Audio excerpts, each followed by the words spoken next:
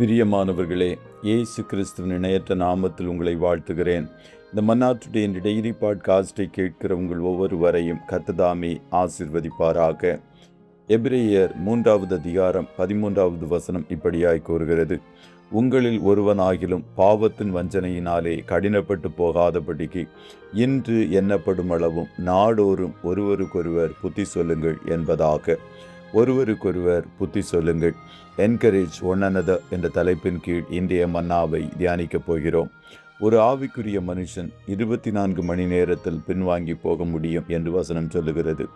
ஆகையால் தான் நாம் ஒவ்வொருவரும் நாள்தோறும் நம்முடைய சகோதர சகோதரிகளுக்கு புத்தி சொல்ல வேண்டும். சபையில் இருக்கும் ஒவ்வொருவரும் நம்முடைய சரீரத்தின் அவயவங்கள்.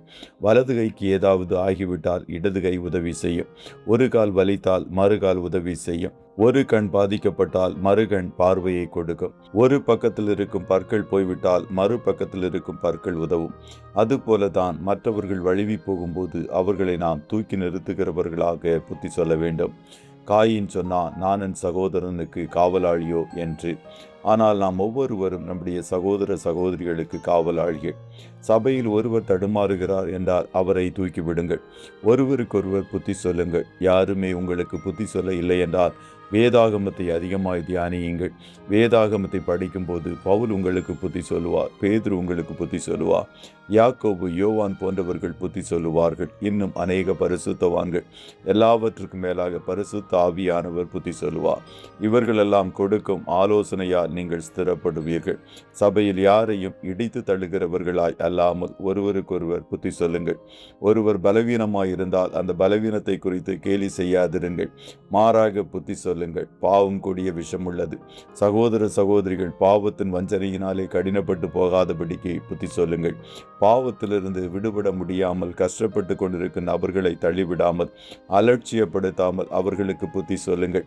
இந்த கடைசி காலத்தில் சத்துரு ஒருவரையும் வஞ்சித்து விடாதபடிக்கு எல்லாரையும் நேசித்து சகோதரத்துவம் எப்பொழுதும் நிலைத்திருக்கும்படியாக ஒருவருக்கொருவர் புத்தி சொல்லுங்கள். கர்த்தர் உங்கள் ஒவ்வொருவரையும் ஆசீர்வதிப்பாராக. ஜெபம் செய்வோமா? நல்ல தகப்பனே, உம்மை நன்றியோடு துதிக்கிறோம்.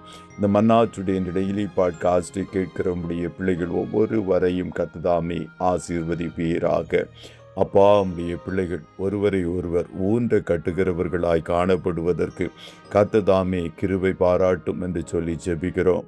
யாரையும் இடித்து தள்ளாதபடி மற்றவர்களை உற்சாகப்படுத்தி உமக்குள் தேறினவர்களாய் நிறுத்துவதற்கு ஒவ்வொருவருக்கும் வேண்டிய கிருபைகளை பரத்திலிருந்து கொடுத்தருளுவீராக. அதுபோல ஆவிக்குரிய சகோதரர்களுடைய ஆலோசனைகளை ஏற்றுக்கொள்ளுகிற பக்குவமுள்ள இருதயத்தை ஒவ்வொருவருக்குள்ளும் கர்த்தர் உருவாக்கும். இன்றைய தினம் உம்முடைய பிள்ளைகள் கையிடுகிற வேலைகளை ஆசீர்வதியும். போக்கிலும் வரத்திலும் கர்த்தர் உடனிருப்பீராக. என் நாமத்தினாலே எதை கேட்டாலும் அருளி செய்வேன் என்று வாக்கு கொடுத்த தேவன், உம்முடைய பிள்ளைகள் உம்முடைய நாமத்தினால் கேட்கிற எல்லா ஈவுகளையும் பரத்திலிருந்து கொடுத்தருளுவீராக. கண்ணின் மணி போல காத்தருளும். ஆட்டுக்குட்டியானவருடைய இரத்தத்தின் பாதுகாப்பிற்குள்ளாய் ஒவ்வொருவரையும் கொடுத்து இயேசுவின் நாமத்தில் வாழ்த்தி ஜெபிக்கிறோம் நல்ல பிதாவே.